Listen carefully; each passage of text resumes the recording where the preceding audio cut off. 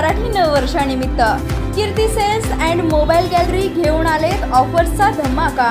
कोणत्याही कंपनीचा मोबाईल खरेदी करा आणि मिळवा आकर्षक गिफ्ट। शिवाय सर्व कंपन्यांचा फायनान्स व कॅशबॅक ऑफर्स। सर्व नामांकित कंपन्यांचे मोबाईल व ॲक्सेसरीज मिळवण्याचे एकमेव ठिकाण Kirti sales and mobile gallery, Meenakshi Chitramandir समोर, कराड तासगाव रोड, पलूस।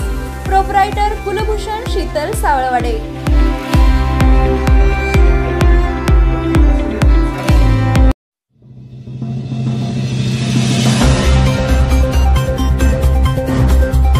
दुधंडी येथे कृष्णा कालव्याचे पाणी दाखल। अखेर शेतकऱ्यांच्या मागणीला यश। तब्बल 13 दिवसानंतर तालुक्यात पाणी दाखल। पलूस तालुक्यात कृष्णा कालव्याच्या पाण्यासाठी 2 महिन्यांपासून शेतकरी लोकप्रतिनिधी यांच्या माध्यमातून चाललेल्या आंदोलनाला यश आले।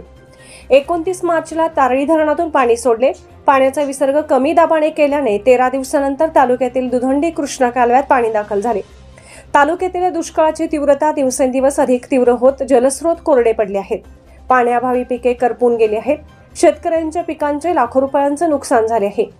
गेले 2 महिने शेतकऱ्यांच्या संघर्षानंतर आज पलूस तालुक्यातील घोगाव दुधंडी येथील कृष्णा कालव्यात पाणी दाखल झाले आहे। 2 महिन्यांपासून पाण्याविना उभ्या पिकांचे जळण झाले आहे। गेल्या 2 महिन्यापासून सातारा राजकीय नेत्यांच्या आडमुठ्या धोरणाचा फटका आरफळ व कृष्णा कालव्याला बसला। जिल्ह्यातील पलूस, वाळवा, तासगाव व मिरज तालुक्यातील 13,366 हेक्टर क्षेत्रातील शेतीच्या पाण्याचा प्रश्न गंभीर झाला होता। कृष्णा कालव्याचे पाणी पलूस तालुक्यातील तुपारी ते वसगडेपर्यंत जाते। तालुक्यातील शेती ही कृष्णा नदी, आरफळ व कृष्णा कालव्यावर अवलंबून आहे। पाण्याविना शेतकऱ्यांची शेती धोक्यात आली होती।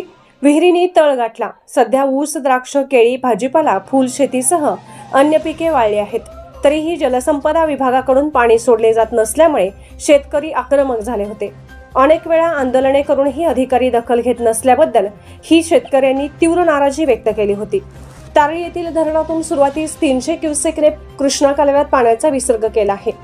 पाटबंधारे अधिकाऱ्यांनी अशी माहिती दिल्याने शेतकऱ्यांना दिलासा मिळाला होता, परंतु सुरुवातीस प्रत्यक्षात 80 क्युसेकनेच पाण्याचा विसर्ग केला होता। त्यामुळे 2 महिने कोरडा पडलेल्या कृष्णा कालव्यातच हे पाणी मुरले। पाणी पुढे सरकत नाही हे निदर्शनास आल्यानंतर 125 क्युसेकने पाण्याचा विसर्ग केला आहे। अखेर कृष्णा कालव्यात पाणी 13 दिवसानंतर तालुक्यातील दुधंडीपर्यंत पोहोचले आहे। कालव्यात कमी दाबाने पाणी विसर्ग सुरू आहे। पाटबंधारे विभागाने कृष्णा कालव्याची तहान मोठी असल्याने त्याचा विसर्ग 300 क्युसेक करणे गरजेचे आहे।